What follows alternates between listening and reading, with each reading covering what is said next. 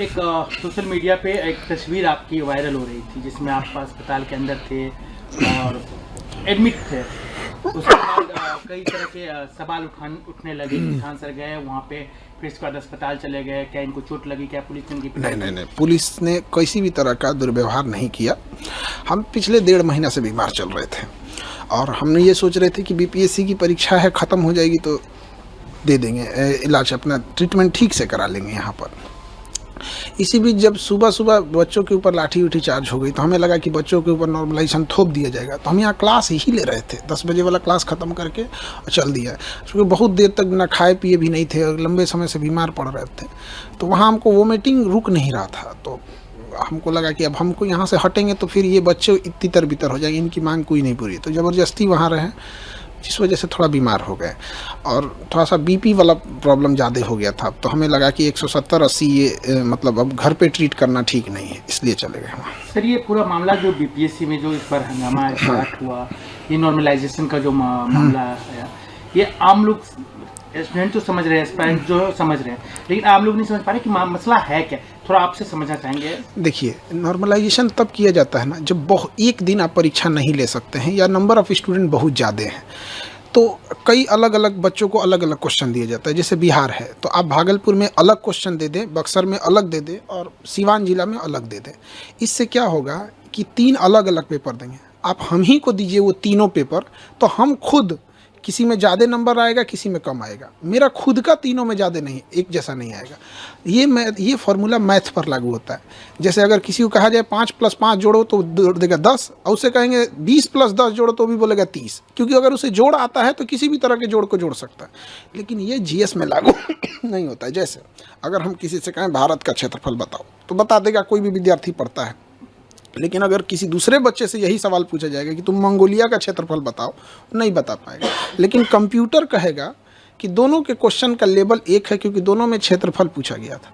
तो यही है नॉर्मलाइजेशन, आप मैथ में कर सकते हैं, यहाँ नहीं कर सकते हैं। अब आप जीएस में कैसे डिसाइड कीजिएगा कि बक्सर का युद्ध का क्वेश्चन ज़्यादा टफ है कि द्वितीय आंग्ल मराठा युद्ध का क्वेश्चन ज़्यादा टफ है? अमूमन अगर आप 100 बच्चों को दीजिएगा बक्सर का युद्ध तो बता देंगे, 100 में 90 बता देगा।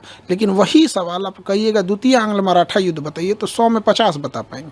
तो बच्चों के साथ ये भेदभाव ना हो, ये गणित में सक्सेस है। बिहार में यूपीएससी कोई राज्य नहीं लागू की है, क्यों? ना यूपीपीसीएस में है, ना कहीं पे, ना ही यूपीएससी ने लागू किया। यूपीपीसीएस ने आरओ में लागू करने की कोशिश किया था, बहुत ज़्यादा हंगामा हुआ, बाद में ये चीज़ें को वापस लेना पड़ गया था उन लोगों को। तो आयोग को भी समझना चाहिए, जब यूपी में नहीं हुआ तो यहाँ क्यों लागू कर रहे हैं। दूसरा, केवल 5.25 लाख बच्चे फॉर्म भरे थे, तो भी कोई औचित्य नहीं बनता है। एक होता है कि आपके पास 1 करोड़ बच्चे फॉर्म भर दिए, आप एक दिन नहीं ले सकते हैं। जैसे रेलवे में नॉर्मलाइजेशन करने का एक ही कारण है कि उनके पास नंबर ऑफ स्टूडेंट ज़्यादा है, बस यही। सिंगल शिफ्ट और ये जो एक ही पाली में एक ही क्वेश्चन पेपर वाला जो मसला है, उसके पीछे क्या रीजन है? देखिए, अब जैसे कि आयोग की ओर से कहा जा रहा है कि हम एक ही पाली में परीक्षा लेंगे। देखिए, एक ही पाली में परीक्षा लेने के बाद भी नॉर्मलाइजेशन हो सकता है। आप सिंगल पेपर लीजिएगा और अलग अलग जिले में अलग अलग क्वेश्चन दे दीजिएगा। दूसरा, एक सबसे बड़ा इसका कारण क्या है, आयोग खुद डिसाइड करता है वो किसका जवाब देगा, किसका जवाब नहीं देगा। उसे स्टूडेंट के टेंशन से कोई मतलब नहीं है। जैसे ये सितंबर में परीक्षा होने वाली थी, फिर बाढ़ वगैरह के कारण नवंबर गई, फिर दिसंबर गई। शुरुआत में एक नोटिफिकेशन जारी किया गया, पूरे अखबार में चलाया गया कि 38 जिले का क्वेश्चन अलग अलग रहेगा। ये 2 महीने से बीपीएससी के टीचर और स्टूडेंट एक मेंटल ट्रोमा से गुजर रहे हैं। पहली बार होगा 38 जिला का क्वेश्चन अलग अलग हो जाएगा। आयोग का कहना है क्या कि इससे पेपर लीक नहीं होगा। तो एक पेपर लीक एक समस्या जैसी भयावह है, वैसे ही नॉर्मलाइजेशन एक भयावह समस्या। अब हमसे कोई कहे कि आपका दाहिना आँख फोड़े कि बायां आँख फोड़े, काहे फोड़ोगे भाई? तो आप अपनी व्यवस्था सही रखिए, पेपर न लीक हो यहाँ पर। उसके बाद हुआ कि नहीं, 3 पेपर लेंगे। उसके बाद हम लोगों की मीटिंग भी बुलाई गई थी, तो उन्होंने हमें समझाया भी था कि देखिए, नॉर्मलाइजेशन की प्रक्रिया ठीक है। हम लोगों ने कहा था ये मैथ के लिए ठीक है। अब जैसे साड़ी भारतीय ड्रेस है तो महिलाओं के लिए ठीक है। अब आप ये कहिएगा कि खान सर कह रहे हैं कि साड़ी एक भारतीय ड्रेस है तो क्या हम साड़ी पहन के हम घूमेंगे? आप समझिए, ये मैथ के लिए ठीक है, आईआईटी में लगाइए, हम वो पहले से लागू है, हम कहीं उसका विरोध नहीं कर रहे हैं। लेकिन जीएस के लिए लागू नहीं है यहाँ पर। तो आयोग इसका खंडन नहीं किया और सबसे बड़ा आग में घी का काम किया। 4 दिसंबर को आयोग ने एक नोटिफिकेशन जारी किया हर एक डिस्ट्रिक्ट मजिस्ट्रेट को कि हम आपको 3 तरह का पेपर भेज रहे हैं। और यहीं से ये आग फैल गई कि आप 3 तरह का पेपर क्यों भेज रहे हैं। हम लोगों ने कहा कि आप एक नोटिफिकेशन जारी कर दीजिए कि इन 3 पेपर में से किसी एक का ही प्रयोग आप सभी जिला में करिएगा। तो आयोग ने कहा कि हम नहीं बोलेंगे। तो हम लोग को मजबूरी में जाना पड़ा और वापस वहाँ से लौटे इसी आधार पे कि आयोग ने शाम को 7 बजे 8 बजे के बीच में एक नोटिफिकेशन जारी किया कि हम एक ही यूज़ करेंगे। हमारी बात ख़त्म हो गई यहाँ पर। सीधी सी एक छोटा सा नोटिफिकेशन आप ऑफिशियली दे देते तो कभी बवाल नहीं होता। एक शिक्षक से पूछिए, हम लोग चाहते हैं पढ़ाना, शांति से पढ़ाना, 10 घंटा 12 घंटा पढ़ाने के बाद इतना हिम्मत और होश नहीं रहता है कि हम लोग जाके सड़क पर जाके लाठी खाएं। लेकिन सर ये कहना चाहते हैं क्या केवल बीपीएससी नॉर्मलाइजेशन वाला पैटर्न तो नहीं अपना रही है, इससे पहले भी अपनाया गया है कई एग्जाम में? जो भी एग्ज़ाम में अपनाया गया है उसमें 2 ही कारण रहे हों। या तो उस एग्ज़ाम में ज़्यादातर प्रश्न साइंस या मैथ के रहे होंगे, जैसे आईआईटी हो गया, या फिर उस एग्ज़ाम में 1 करोड़ से ज़्यादा बच्चे बैठे होंगे, जैसे रेलवे हो गया। तो जब बच्चे ज़्यादा बैठ जाते हैं तो वहाँ मजबूरी के कारण लेना पड़ता है, क्योंकि किसी राज्य की क्षमता नहीं है कि 1 करोड़ परीक्षा एक दिन में करा ले। और साइंस और मैथ में है कि वो नॉर्मलाइजेशन साइंस मैथ के लिए बना ही है। हमारे यहाँ ये दोनों चीज़ नहीं है। ना ही हमारे बीपीएससी में 1 करोड़ बच्चे हैं, 4.5 लाख बच्चे, उसमें भी एग्ज़ाम कितना दिए हैं, 3.5 लाख। तो आयोग के पास एक अनुभव होना चाहिए कि जितने फॉर्म भरते हैं वो सारे एग्ज़ाम नहीं दे देते हैं। दूसरा, हमारे यहाँ जीएस भी नहीं है। पेपर लीक की समस्या कितनी बड़ी समस्या मानते हैं? क्योंकि जब भी होता है बिहार में हल्ला होता है कि पेपर लीक हो गया, हर जगह से यूयू छापा मारना चालू करती है, कहीं पकड़ाते हैं कहीं पकड़ाते हैं। तो ये कितनी बड़ी समस्या है बिहार के लिए? देखिए, ये इससे बड़ी समस्या विद्यार्थी जीवन के लिए कोई नहीं हो सकता है। इसमें सबसे ज़रूरी चीज़ क्या है कि जिस पे शक हो उस पे नार्को टेस्ट कराया जाए। क्योंकि कई बार ऐसा क्या होता है ना कि कोई व्यक्ति खुद नहीं इन्वॉल्व होता है, लेकिन जब उसको पता होता है कि यह व्यक्ति पेपर लीक करा रहा है तो वहाँ आँख बंद कर लेता है। तो ये भी एक तरह का अपराध ही है। तो नार्को टेस्ट कराएं मीडिया के सामने, और इसके लिए कैपिटल पनिशमेंट, फांसी की सज़ा रखी जाए, उससे नीचे कोई सज़ा नहीं। हम लोग कोई प्रवोक नहीं किए। आप गर्दनी बाग में जो बच्चे प्रोटेस्ट किए थे, आप पूछिए पुलिस से कि एक गमला भी तोड़ा है बच्चों ने, एक गमला भी तोड़ा होगा तो हम बच्चों की जिम्मेदारी ले लेते। उन्होंने कुछ नहीं किया यहाँ पे। तो हम लोग ने कोई भी प्रवोक नहीं किया था इस तरह का। दूसरी चीज़ क्या है कि हम लोग वापस क्यों आए थे, एक छोटा सा नोटिफिकेशन के लिए। अगर आयोग लिबरल रहता, हठधर्मिता नहीं दिखाता, तो हम लोग वापस आ जाते। बिना मतलब के पुलिस को भी इंटरफेयर करना पड़ा। पुलिस का ये सब काम थोड़ी है कि कोई तांडव करे, बीच में पुलिस आ जाती है। आप मानते हैं कि ठीक है, बच्चे हैं, उनका जब हक मारा जाएगा तो प्रोटेस्ट करेंगे, क्या और क्या करेंगे, ईटा पत्थर तो चलाएंगे नहीं। लेकिन जब वो प्रोटेस्ट करने जाते हैं तो जिस तरीके से उन्हें ठंड में पीटी गई, दौड़ा के मारा गया, किसी का हाथ टूटा, किसी का पैर टूटा, ये बिल्कुल गलत है। वो बच्चे भी जो अधिकारी बने हैं लोग, वो भी एक समय में स्टूडेंट थे। और वो जितने वर्तमान अधिकारी हैं उनसे ही पूछते हैं क्या आप अपने स्टूडेंट लाइफ में नॉर्मलाइजेशन बर्दाश्त करते? वो नहीं बर्दाश्त करते। तो बच्चों को भी पीटा गया वहाँ पर, ये गलत था। यहाँ पर हम लोग भी जब बीपीएससी के लिए जा रहे थे तो डिटेन किया गया थोड़ी देर के लिए, बाद में छोड़ा गया जब नोटिफिकेशन आ गया तब। सर ये बताइए कि खान सर नॉर्मलाइजेशन को लेकर अब क्या करेंगे, आगे क्या करेंगे? अब ये 2024 पे तो नहीं हुआ, 25 में भी लागू नहीं होने दिया जाएगा। अब इसके लिए हम लोग जहां भी जाना पड़े, संबंधित अधिकारी जिनको अवगत कराएं इन सब चीज़ों से, यही हम लोग। पेपर लीक हुआ है सर? अभी यहाँ पे तो आयोग अपना प्रेस कॉन्फ्रेंस अभी दिया है। अब उसके में आगे क्या कर रहा है आयोग का, अभी पूरी प्रेस कॉन्फ्रेंस चल ही रही है उनकी। ये प्रेस कॉन्फ्रेंस आयोग का खत्म हो जाता है तब हम कुछ बता पाएंगे, क्योंकि अभी तो प्रेस कॉन्फ्रेंस रनिंग है। रद्द कर दिया गया। हाँ, ये तो अभी बापू परीक्षा परिषद वाला को रद्द किया गया है। आगे पूरी प्रेस विज्ञप्ति क्या आती है, अभी वो प्रेस कॉन्फ्रेंस रनिंग में है, तो हम अभी पहले उसको पूरा देख लेंगे तब बता पाएंगे। पटना एडमिनिस्ट्रेशन की तरफ से एक सीसीटीवी फुटेज जारी किया गया, उसमें दिखाया गया है कि एक सेंटर पे कैसे जो है कुछ स्टूडेंट जो है निकल जाते हैं बाहर। पटना पुलिस का कहना है कि यही लोग हैं जो पूरा अराजकता फैलाए हैं, आतंक फैलाए हैं। वो सीसीटीवी फुटेज पूरी तरह से जारी कर दिया जाए। हम लोग का भी यही मांग है कि पब्लिक को भी अधिकार होता है डेमोक्रेसी में। वहाँ पे अगर कोई स्टूडेंट अगर इस टाइप का, देखिए परीक्षा परिषद में स्टूडेंट तो मेरे ख्याल से इस तरह का नहीं करेंगे, लेकिन अगर वो सीसीटीवी फुटेज है वो तो जो होगा वो जाँच का विषय है। वहाँ पर सीसीटीवी फुटेज पूरी पब्लिक को आ जाने दीजिए। अभी आयोग की मीटिंग, चूँकि प्रेस कॉन्फ्रेंस चल ही रहा है, ख़त्म हो जाएगा तो ही हम कुछ कह पाएंगे।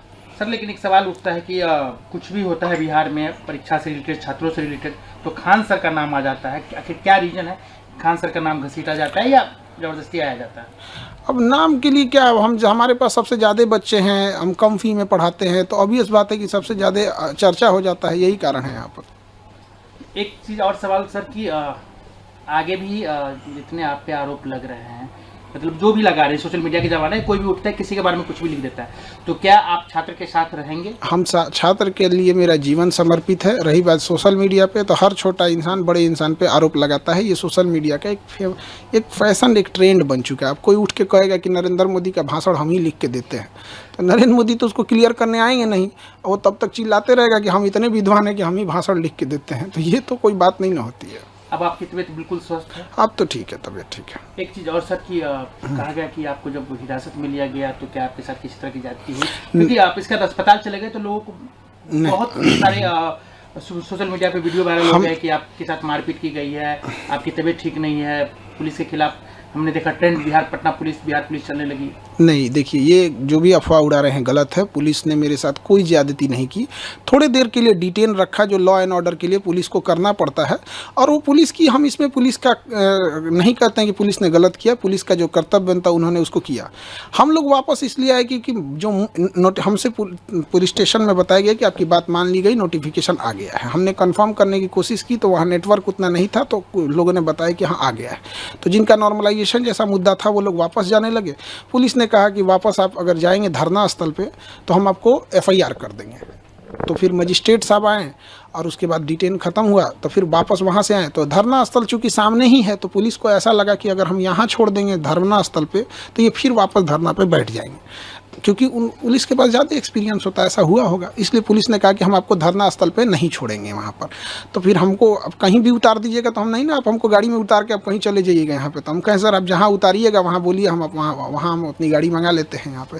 तो उसके बाद डिटेंशन मेरा ख़त्म हुआ। मजिस्ट्रेट साहब आए और सीनियर जो DSP मैम थी, वो उनके आने के बाद ही डिटेंशन ख़त्म हुआ, क्योंकि जब तक कोई सीनियर नहीं आते हैं डिटेंशन ख़त्म नहीं होता है।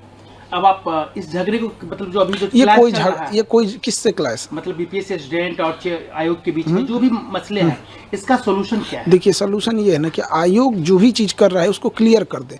जैसे इससे पहले अतुल प्रसाद सर थे, वो मैसेज ट्वीट कर देते थे कि हम ये रिजल्ट पब्लिश करने जा रहे हैं, ये एग्ज़ाम लेने जा रहे हैं, ये करने जा रहे हैं, तो एक पब्लिश कर दे। जैसे आयोग से हमारी भी मांग है कि PT का रिजल्ट जो लेता है वो 15 दिन में PT का रिजल्ट दे दे, और रिजल्ट देने के 4 मंथ बाद वो मेंस का एग्ज़ाम ले ले।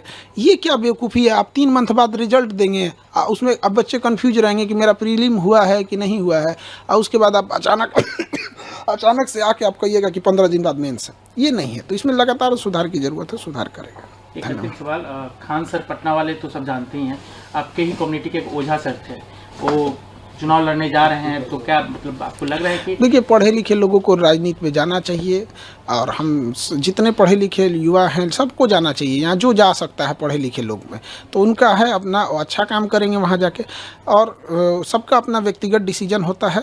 और शिक्षित हैं तो शिक्षित व्यक्ति को हमेशा से कहा जाता है कि समाज में जाना चाहिए। राजनीति में भी ऐसे मत आप कहा जा रहा है कि आपके बारे में भी, हालांकि हमको चुनाव ना नहीं लड़ना है। अब हम क्लियर कर देते हैं। 24 में लोग दिमाग खा लिए थे, क्योंकि लोकसभा का इलेक्शन था, हम मना करते रह गए, भैया हमको पढ़ाने से फुर्सत नहीं है, ये 25 का इलेक्शन जल्दी ख़त्म हो कि मेरा सरदर्द ख़त्म हो। जिसको लगता है, जैसे लगता है राजनीति बहुत बड़का चीज़, मतलब क्या बताए जाएंगे कि नहीं जाएंगे, हम लोग जवाब दे दे के थक जाते हैं। लोग पढ़ाने से फुर्सत नहीं है हमको। नहीं सर, खान सर, एक चीज़ तो आपके बारे में बार बार चर्चा आती है कि जितने भी प्रोटेस्ट होते हैं या कुछ भी होते हैं उसमें आपका नाम नहीं, मेरा नाम बस स्टूडेंट के लिए आता है। यहाँ डेली 5 प्रोटेस्ट होता है, आप मेरा नाम नहीं देखेंगे। स्टूडेंट, युवाओं के बड़े स्टूडेंट, अब चाहे बड़ा हो या छोटा हो, आप हमको किसी भी में नहीं देखे होंगे। अब जैसे किसानों की समस्या है, किसान अपनी मांग रख रहा है, वहाँ आप हमको देखे हैं? हम पढ़ा रहे हैं बच्चों को। हमारे यहाँ अगर कुछ होगा तो हम बच्चों की बात रखेंगे। यहाँ पे कौन रखेगा? एक बच्चे का यहाँ तबीयत खराब हो जाता है ना, उसको बढ़िया डॉक्टर का नाम नहीं पता रहता, पूछता है सर ये दिक्कत है, कौन डॉक्टर ठीक रहेंगे? क्या लगता है वो बच्चे यहाँ आके आयोग से लड़ पाएंगे? तो हम लोग को मजबूरी में आना पड़ता है। धन्यवाद।